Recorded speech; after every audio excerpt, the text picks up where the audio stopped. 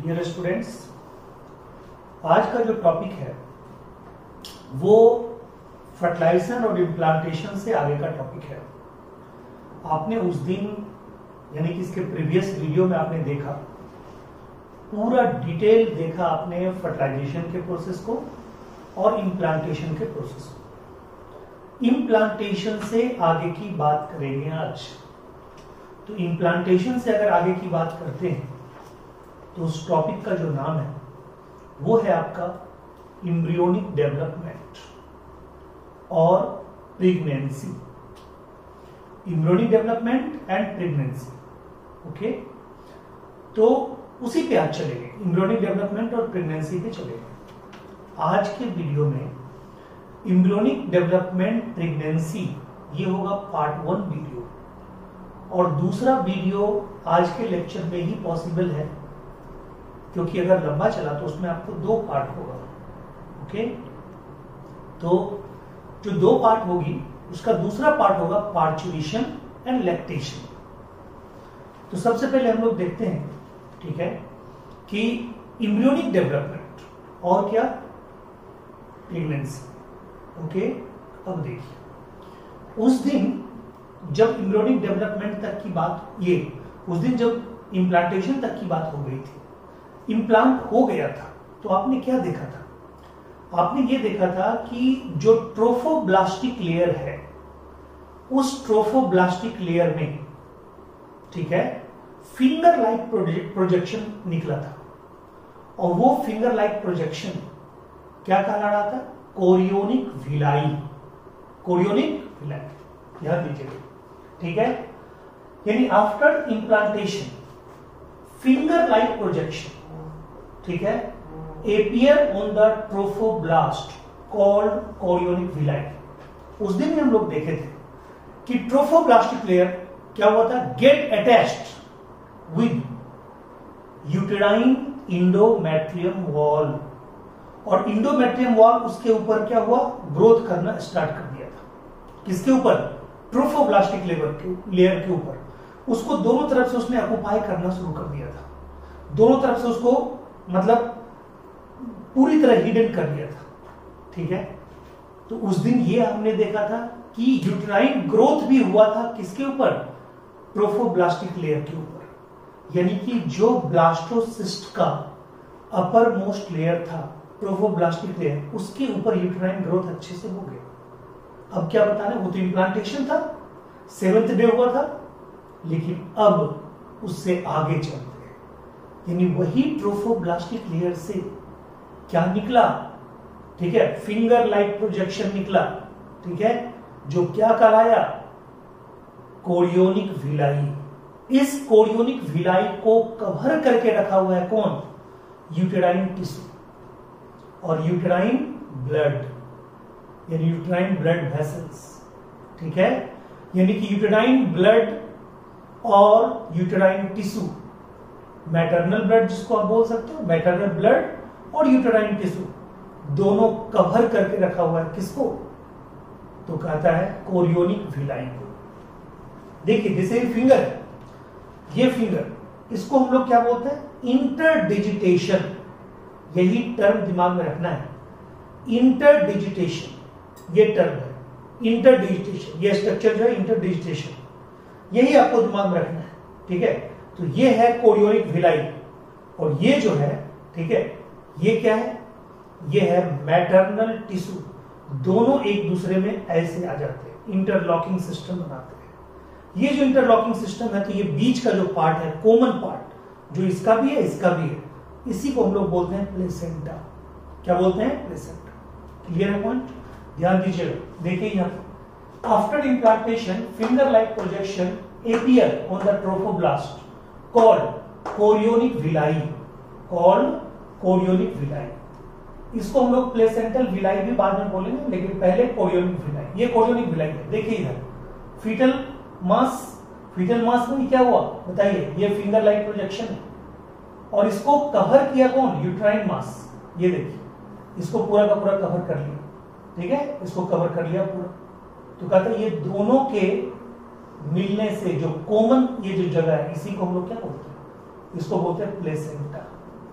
क्या बोलते हैं? प्लेसेंटा। ठीक है, तो देखिए chorionic villi which are surrounded by the uterine tissue and maternal blood. Okay, surrounded by ये uterine tissue and maternal blood. Clear है पॉइंट?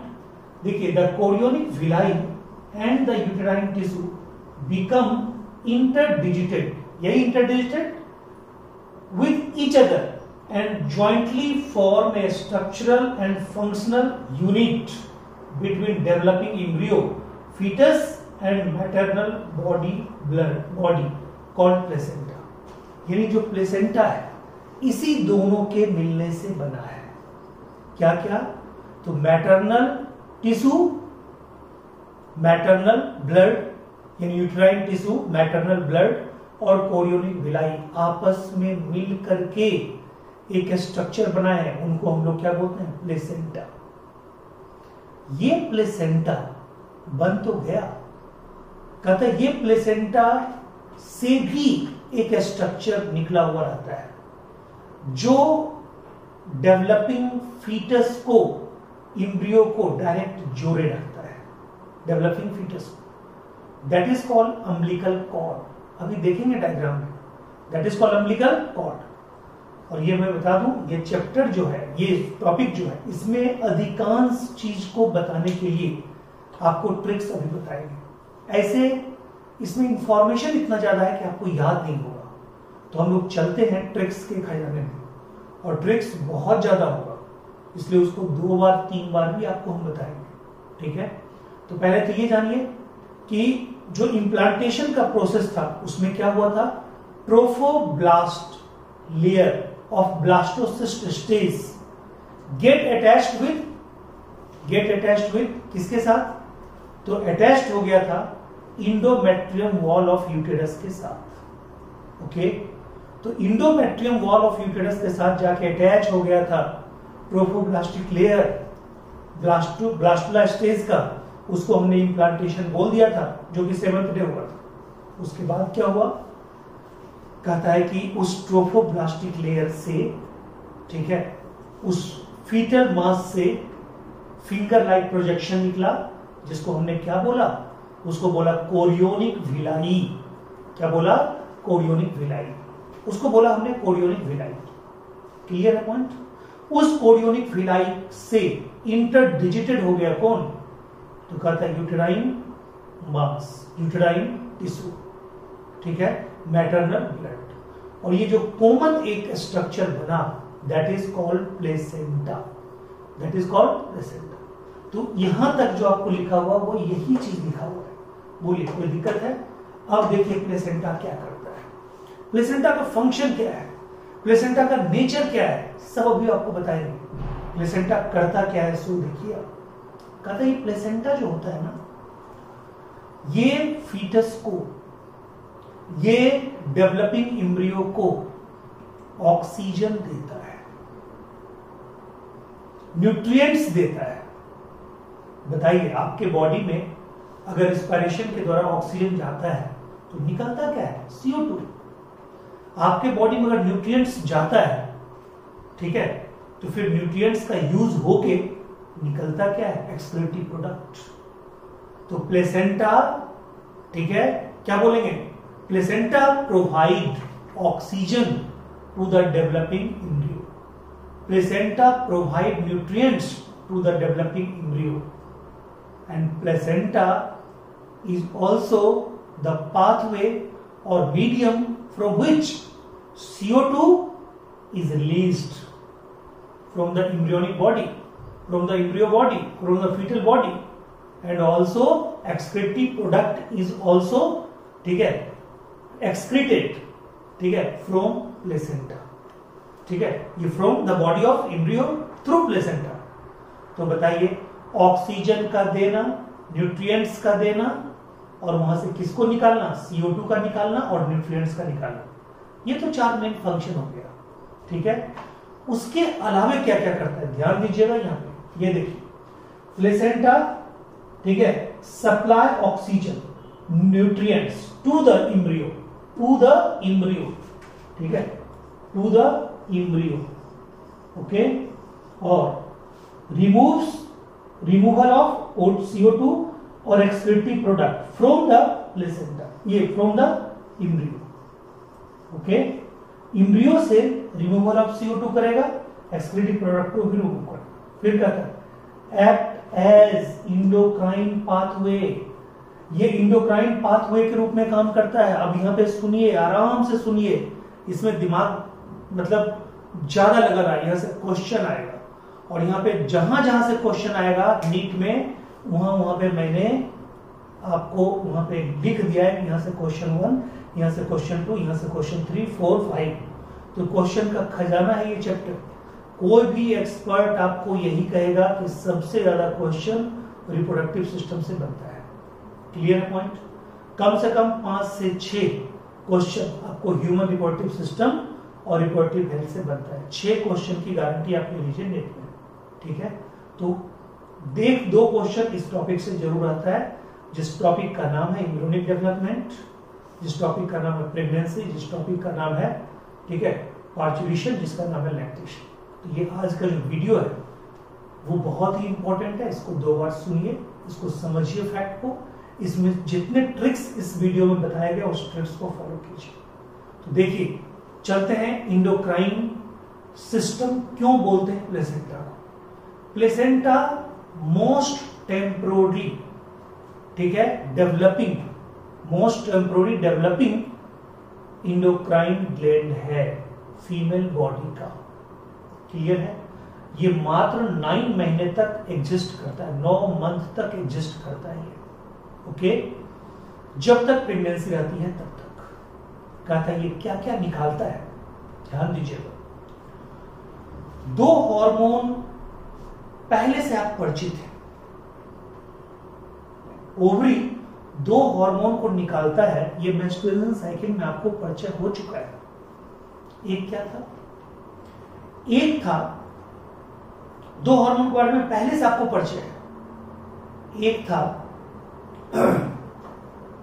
प्रोगेस्टेरोन और एक था एस्ट्रोजन, ओके, एस्ट्रोजन और प्रोगेस्टेरोन, ये दोनों आप पहले पढ़ चुके हो। यानी ये क्लियर हो गया कि ये दोनों हार्मोन नॉर्मल टाइम में भी निकलता है। क्लियर है पॉइंट? किससे? ओवरी से। बस यही दिमाग में रखना है, अभी ध्यान दीजिएगा।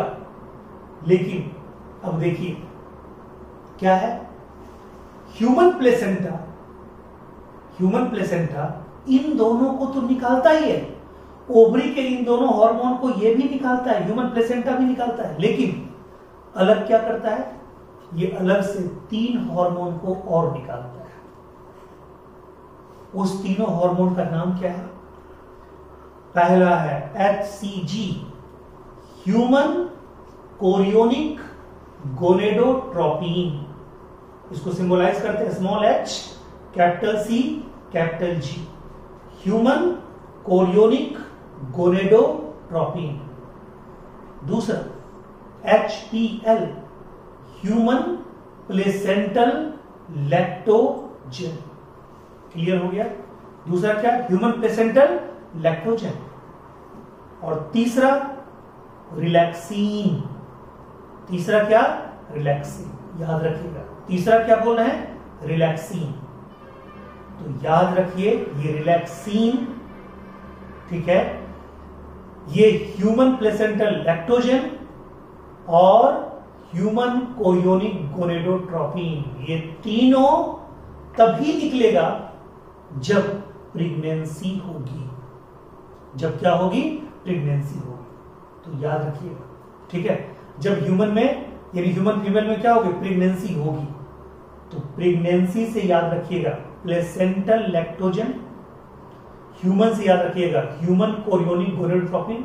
यानी ह्यूमन में जब प्रेगनेंसी होगी तभी ये 3 हार्मोन निकलेंगे, और साथ साथ 2 हार्मोन प्लेसेंटा से और निकलेंगे, जिसका नाम पहले बताया प्रोगेस्टेरोन एंड एस्ट्रोजन। यानी कुल मिला के प्लेसेंटा से 5 हार्मोन निकलेंगे। फिर से समझिए, 5 हार्मोन निकलेंगे। कौन कौन? ह्यूमन कोरियोनिक गोनेडोट्रोपिन, दूसरा ह्यूमन प्लेसेंटल लैक्टोजन HPL, तीसरा क्या है तो कहता है तीसरा वही प्रोगेस्टेरोन, चौथा आपका एस्ट्रोजन और पांचवा रिलैक्सिन। ये 5 हार्मोन में 2 हार्मोन ओवरी से नॉर्मल टाइम में भी निकलता था, बट ये जो 3 हार्मोन है ये सिर्फ और सिर्फ प्लेसेंटा से निकलता है और सिर्फ प्रेगनेंसी के दरमियान निकलता है। इस बात को नोट करना है, सिर्फ और सिर्फ प्लेसेंटा से और सिर्फ प्रेगनेंसी के अंदर, यानी इसको ह्यूमन प्रेगनेंसी जो नाम है उसी से इस ट्रिक को दिमाग रखिए। ह्यूमन प्रेगनेंसी यानी ह्यूमन प्रेगनेंसी से कैसे आप याद रखिएगा, ह्यूमन यानी human chorionic gonadotropin, human pregnancy, उसके बाद कहता है HPL, ठीक है, तो क्या है ह्यूमन प्लेसेंटल लैक्टोजन, ये दोनों ह्यूमन में प्रेगनेंसी के दरमियान प्लेसेंटल लैक्टोजन, और प्रेगनेंसी आर फॉर रिलैक्सिंग, यानी ह्यूमन प्रेगनेंसी में, ठीक है, HPR याद रखिएगा, HPR तो बताइए HPR में ह्यूमन प्रेगनेंसी में H से HCG, P से ह्यूमन प्लेसेंटल लैक्टोजन और R से रिलैक्सिंग। ये सिर्फ कब होगा जब ह्यूमन प्रेगनेंसी रहेगी, ठीक है। नीचे आपको दिखाई नहीं पड़ता इसलिए मैंने ऊपर लिखा, यहाँ देखिए HPR यहां भी हमने लिख दिया था, ठीक है, human chorionic gonadotropin, human placental lactogen और रिलैक्सिन। क्लियर है पॉइंट? चलिए अब आइए, कहता है कि ये जो प्लेसेंटा है ये होता कैसा है, इसको क्या बोलते हैं, तो जानिए। यहां पे 4 पॉइंट आपको दिमाग में रखना है, वो चारों से क्वेश्चन आता है, गारंटेड क्वेश्चन आता है, और चारों के लिए हमने ट्रिक बता रखा है। प्लेसेंटा में प्लेसेंटा का नेचर कैसा होता है, इससे आपको क्वेश्चन 100% आएगा, और कंफ्यूजिंग क्वेश्चन भी होता है, ठीक है। वहां पे चॉइस ऐसे होते हैं कि बस आप कंफ्यूज कर जाएंगे। नीट में बच्चे क्वेश्चन हार्ड होने के कारण ये नहीं होता सिलेक्शन नहीं होता, कंफ्यूजन के कारण सिलेक्शन नहीं होता, गलतियों का चांस ज्यादा रहता है। तो गलतियों को दूर करने के लिए आप ट्रिक का सहारा लीजिए, और भी चैप्टर का ट्रिक्स देखने के लिए आप वीडियो हमारे देखते रहिए। देखिए यहाँ पे हमने कितना अच्छा ट्रिक बनाया, ठीक है। ट्रिक हमारा है कि एक स्कूल है, उसका हेडमास्टर है, तो हेडमास्टर साहब के पास जो सीडी है, हेडमास्टर साहब के पास जो सीडी है, ठीक है, यानी कि जो भी चैप्टर का सीडी है, लेक्चर वीडियो का जो सीडी है वो HP कंपनी का है, यानी कि HP CD हेडमास्टर, ये मेरा ट्रिक है। प्लेसेंटा का नेचर जानने के लिए मेरे पास कोडिंग है, किसका, HP CD हेडमास्टर। फिर से देखिए, HP in HP company, CD compact disc और हेडमास्टर, ठीक है। देखिए H फॉर हेमोकोरियल, यानी आपका प्लेसेंटा कैसा है फीमेल में, हेमोकोरियल। ह्यूमन का प्लेसेंटा कैसा है, हेमोकोरियल, ये कोरियोन लेयर से बना है। यहां एक और ट्रिक बताएंगे आपको, अभी आप पूछ जाइए। हेमोकोरियल, ठीक है, हेमोकोरियल placenta.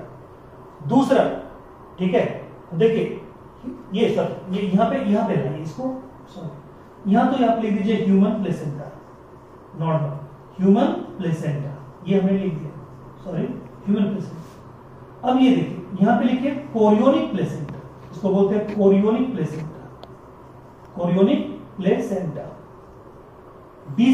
Discoidal, sorry deciduous placenta, ठीक है, डेसिडुअस प्लेसेंटा। H से हेमोकोरियल प्लेसेंटा, और M से मेटाडिस्क्वाइडल। देखिए ऐसे मैंने इधर लिख रखा था, हेमोकोरियल, डेसिडुअस, मेटाडिस्क्वाइडल और कोरियोनिक, ये सारे पॉइंट इसमें आ गए। देखिए nature of placenta, trick, HP CD HM, यानी कि HP कंपनी की CD है हेडमास्टर के पास। ओके, तो बताइए HP का मतलब ह्यूमन प्लेसेंटा, वो तो सिंपल सा है। C से कोरियोनिक प्लेसेंटा, यानी ह्यूमन फीमेल का प्लेसेंटा क्या कहलाता है? Chorionic placenta. ठीक है। डेसिडुअस प्लेसेंटा, यानी कि इससे टिश्यू हमेशा, ठीक है, मतलब डिसइंटीग्रेट, यानी कि बाहर डिजेनरेट होकर निकलते रहते हैं, डेसिडुअस प्लेसेंटा कहलाता है। उसके बाद हेमोकोरियल, हमारे फीमेल में प्लेसेंटा होता है हेमोकोरियल, उसका नेचर होता है हेमोकोरियल और मेटाडिस्क्वाइडल। ये चारों पॉइंट प्लेसेंटा के साथ याद रखिएगा, यानी human placenta is chorionic placenta, haemochorial placenta, metadiscoidal placenta, ठीक है, और डेसिडुअस प्लेसेंटा। क्लियर है पॉइंट? अब आइए ध्यान दीजिए, ये प्लेसेंटा के कारण क्या होता है? हमने आपको बताया प्लेसेंटा ही प्रोवाइड करता है सारे न्यूट्रिएंट्स, प्लेसेंटा ही प्रोवाइड करता है ऑक्सीजन, प्लेसेंटा ही निकालता है एक्सक्रीटरी प्रोडक्ट को, और प्लेसेंटा ही CO2 को भी बाहर निकालता है। ये सारी बातें हमने बताई। और फिर मैंने क्या बताया कि प्लेसेंटा के द्वारा ही 5 हार्मोन निकलते हैं ह्यूमन प्रेगनेंसी के दरमियान, जिसमें 2 हार्मोन दूसरे टाइम भी निकल सकते हैं, प्रोजेस्टेरोन और एस्ट्रोजन, लेकिन HCG, HPL और रिलैक्सिन, ठीक है, ये इसी टाइम निकलते हैं। जानते हैं ये 5 हार्मोन के अलावा जब प्रेगनेंसी होती है ह्यूमन में, प्रेगनेंसी के दरमियान, यानी प्रेगनेंसी के दरमियान बच्चे का जो एम्ब्रियोनिक डेवलपमेंट होता है, जो ग्रोथ होता है, जो मेटाबॉलिक एक्टिविटी होती है, उस मेटाबॉलिज्म को मेंटेन करने के लिए, बच्चे में और जच्चे में, यानी जन्म देने वाली माता और बच्चे दोनों के मेटाबॉलिक स्थिति को मेंटेन करने के लिए 4-5 हार्मोन ऐसे होते हैं जिनका कंसंट्रेशन इंक्रीज हो जाता है, जिनका सेक्रीशन इंक्रीज हो जाता है ड्यूरिंग प्रेगनेंसी। दिमाग में रखना है, ड्यूरिंग प्रेगनेंसी, यानी 4-5 हार्मोन ऐसे होते हैं जिनका कंसंट्रेशन इंक्रीज हो जाता है। तो मैंने यहां पे आपको ट्रिक बताना है, पानी पियो, ठीक है, पीसीटी का फंक्शन अपने आप इंक्रीज हो जाएगा। पानी पियो, पीसीटी का फंक्शन क्या होगा? इंक्रीज हो जाएगा। ओके, कहता है जितना पानी आप पिएंगे, एक ट्रिक है, ठीक है, पानी पियो, पीसीटी का फंक्शन अपने आप इंक्रीज हो जाएगा। ध्यान दीजिएगा, ठीक है। ये जो पानी पीने की बात जो बोला जा रहा है, ठीक है, ये पानी पीने की जो बात ये बोला जा रहा है, पानी पियो, यानी एक हो गया आपका पानी, फिर पियो, PEO, पानी पियो, ठीक है। पीसीटी का फंक्शन क्या होगा? इंक्रीज हो जाएगा, ठीक है। पीसीटी का फंक्शन क्या होगा? इंक्रीज हो जाएगा, ठीक है। तो देखिए क्या क्या चीज है, किसका किसका फंक्शन इंक्रीज होगा, तो ये लीजिए, ठीक है। देखिए यहाँ पे एक ट्रिक है, पानी पियो, पीसीटी का फंक्शन क्या होगा? इंक्रीज हो जाएगा, ठीक है। लीजिए पी। डियर स्टूडेंट्स, देखिए ये ट्रिक मैं आपको बता रहा था, पानी पियो, पीसीटी का मात्रा, पीसीटी का फंक्शन अपने आप इंक्रीज हो जाएगा। ये पीसीटी क्या है?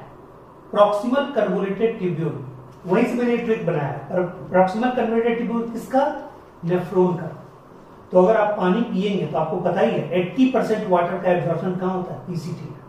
तो ट्रिक मेरा यही है, इससे आपको ये पता चलेगा इस ट्रिक से, ठीक है, याद नहीं करना पड़ेगा कि प्रेगनेंसी के दरमियान, ठीक है, किस किस हार्मोन की मात्रा बॉडी में इंक्रीज कर जाती है, ठीक है। देखिए ट्रिक पहले देखिए, उसके बाद बताते हैं, ठीक है। पानी पियो, पीसीटी का फंक्शन इंक्रीज कर जाएगा, ठीक है। देखिए पानी, यानी पहला जो पी है इसका मतलब है प्रेगनेंसी, ओके। प्रेगनेंसी में पानी पियो, PEO, पी से प्रोजेस्टेरोन की मात्रा बढ़ जाती है, प्रोजेस्टेरोन की मात्रा बढ़ जाती है, ठीक है।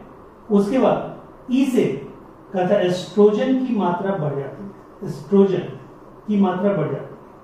ठीक है, पानी पियो, ओ से कुछ नहीं होता है, सिर्फ ओ ट्रिक में है। फिर पी से प्रोलैक्टिन की मात्रा बढ़ जाती है, प्रोलैक्टिन की मात्रा बढ़ जाती है। फिर सी से कॉर्टिसोल की मात्रा बढ़ जाती है और टी से थायरोक्सिन की मात्रा बढ़ जाती है। ठीक है, तो देखिए अब आपको ये हमेशा के लिए याद हो गया, यहाँ पे जो ट्रिक है उसमें आपको हमेशा के लिए याद हो गया कि प्रेगनेंसी के दरमियान प्लेसेंटा के द्वारा निकले गए 5 हार्मोन तो नॉर्मल बात है। ठीक है, फिर से मैं बता रहा हूं प्लेसेंटा के द्वारा 5 हार्मोन कौन, बार बार बोल रहा हूं इसलिए क्योंकि 3 हार्मोन ऐसे हैं HPL, HCG और रिलैक्सिन जो सिर्फ प्रेगनेंसी के दरमियान ही निकलते हैं। एस्ट्रोजन और प्रोजेस्टेरोन तो दूसरे जगह भी से निकलते हैं, ओवरी से भी निकलते हैं, नॉर्मल भी निकलते हैं। ठीक है, क्लियर है पॉइंट, जब प्रेगनेंसी ना हो तब भी।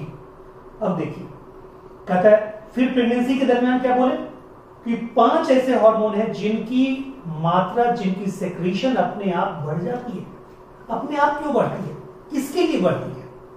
तो कहते हैं अपने आप बढ़ती है मेटाबॉलिक एक्टिविटी को मेंटेन रखने के लिए, फीटस के ग्रोथ को मेंटेन रखने के लिए, प्रेगनेंसी के दरमियान मदर के, ठीक है, बैलेंस ग्रोथ के लिए, बॉडी के ग्रोथ के लिए, फीटस के ग्रोथ के लिए ये 5 हार्मोन की मात्रा बढ़ती है।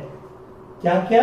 तो याद रखिएगा, पहला प्रोगेस्टेरोन, दूसरा एस्ट्रोजन, ये दोनों तो पहले बताए, ये प्लेसेंटा भी निकाल रहा था, ये ओवरी भी निकाल रहा था और इसकी मात्रा अभी बढ़ भी रही है। तो ये दोनों तो है ही, प्रोगेस्टेरोन और एस्ट्रोजन तो है ही। उसके अलावा क्या? प्रोलैक्टिन, कॉर्टिसोल और थायरोक्सिन, ये तीनों, प्रोलैक्टिन, कॉर्टिसोल और थायरोक्सिन, ये तीनों की मात्रा बढ़ती है, इंक्रीज होती है। ये तीनों की मात्रा इंक्रीज होती है। कौन कौन? प्रोलैक्टिन, थायरोक्सिन और कॉर्टिसोल। किन दोनों के अलावा? प्रोगेस्टेरोन, एस्ट्रोजन। तो मैंने ट्रिक बताया है, पानी, PO, ठीक है, पानी, पानी का मतलब प्रेगनेंसी के दरमियान, PO, P से प्रोगेस्टेरोन, E से एस्ट्रोजन, PCT याद रखिएगा, P से प्रोलैक्टिन, C से कॉर्टिसोल और T से थायरोक्सिन। PCT का फंक्शन बढ़ जाएगा। क्लियर है पॉइंट? तो अब ये तीनों के बारे में थोड़ा जान तो जाइए कि ये तीनों जो है, प्रोलैक्टिन, ठीक है, उसका दूसरा कॉर्टिसोल और तीसरा थायरोक्सिन, कहां कहां से निकलता है? Prolactin is secreted from anterior pituitary. Its function is only growth of mammary gland and formation of milk during pregnancy. Clear है पॉइंट? ठीक है, निकालने में, मिल्क को इजेक्ट करने में प्रोलैक्टिन का कोई रोल नहीं है। Clear point? अब आइए दूसरा, कॉर्टिसोल। ये कॉर्टिसोल कहां पे आपने पढ़ा है? ये कॉर्टिसोल हार्मोन कहां पे आपने पढ़ा है? कहता है ये कॉर्टिसोल एड्रिनल कॉर्टेक्स से निकलता है, एड्रिनल ग्लैंड के एड्रिनल कॉर्टेक्स से निकलता है। एड्रिनल कॉर्टेक्स में कहां पे? तो कहता है एड्रिनल कॉर्टेक्स के सेकेंड लेयर से निकलता है, एड्रिनल कॉर्टेक्स के सेकेंड लेयर से निकलता है। क्लियर है पॉइंट? और कहता है एड्रिनल कॉर्टेक्स के सेकेंड लेयर से भी कहां पे सेकेंड लेयर से? ये सेकेंड लेयर का नाम क्या है? सेकेंड लेयर का नाम है जोना फैसिकुलाटा। उस सेकेंड लेयर से ग्रुप ऑफ हार्मोन कौन निकलता है? आपको याद होगा अच्छी तरह से, ग्लूकोकॉर्टिकॉइड, ग्लूकोकॉर्टिकॉइड। और उसी ग्लूकोकॉर्टिकॉइड ग्रुप का प्रिंसिपल हार्मोन है कॉर्टिसोल। ये ग्लूकोज मेटाबॉलिज्म को कंट्रोल करता है। ये नहीं कि सिर्फ कार्बोहाइड्रेट के द्वारा ही, कार्बोहाइड्रेट के कारण ही ग्लूकोज बनेगा, नो, प्रोटीन लिपिड के द्वारा भी ग्लूकोज बनता है। प्रोटीन, लिपिड, कार्बोहाइड्रेट, तीनों के द्वारा ग्लूकोज का मेटाबॉलिज्म हो सकता है। मतलब तीनों के अंतर्गत ये ग्लूकोज का मेटाबॉलिज्म होगा, बट तीनों के कॉमन पॉइंट पे आना पड़ता है, उसको बोलते हैं intermediate molecule, that is acetyl coenzyme A. इसलिए एसिटाइल कोएंजाइम को क्या बोलते हैं? उसको बोलते हैं लिंक मॉलिक्यूल, उसको बोलते हैं ठीक है, common link molecule between 3 pathway. इन तीनों पाथवे को कंट्रोल करता है cortisol. Carbohydrate, fat, lipid metabolism को कंट्रोल करता है, तो ये भी। और तीसरा क्या है, थायरोक्सिन। थायरोक्सिन तो थायरोक्सिन है, उसका फंक्शन 1-2 नहीं है। कहता है वो हार्ट बीट को कंट्रोल करता, रेस्पिरेशन को कंट्रोल करता, ठीक है, बॉडी हीट को कंट्रोल करता, डिस्ट्रीब्यूशन ऑफ हीट को कंट्रोल करता, ठीक है, थायरोक्सिन नए सेल डिवीजन को कंट्रोल करता, टिश्यू फॉर्मेशन को कंट्रोल करता है। तो थायरोक्सिन के बारे में तो कुछ करना ही नहीं है। तो थायरोक्सिन, कॉर्टिसोल और इसका क्या, प्रोलैक्टिन, इन तीनों का कंसंट्रेशन भी बढ़ता है प्रेगनेंसी के दरमियान, साथ साथ प्रोजेस्टेरोन, एस्ट्रोजन का तो बढ़ता ही है। बताइए, ये ट्रिक क्लियर हो गया, ये भी ट्रिक क्लियर हो गया। इस ट्रिक का है, ठीक है, क्या बताए थे, HPR, ठीक है, ह्यूमन प्लेसेंटल यानी कि ह्यूमन प्रेगनेंसी, उसमें HPR क्यों बोले थे, SPR रिलैक्सिंग, ये तीनों सिर्फ प्रेगनेंसी के दरमियान। ये ट्रिक आपका क्लियर है, वो ट्रिक आपका क्लियर है। बोलिए, यहां तक में आपको सब कुछ क्लियर है।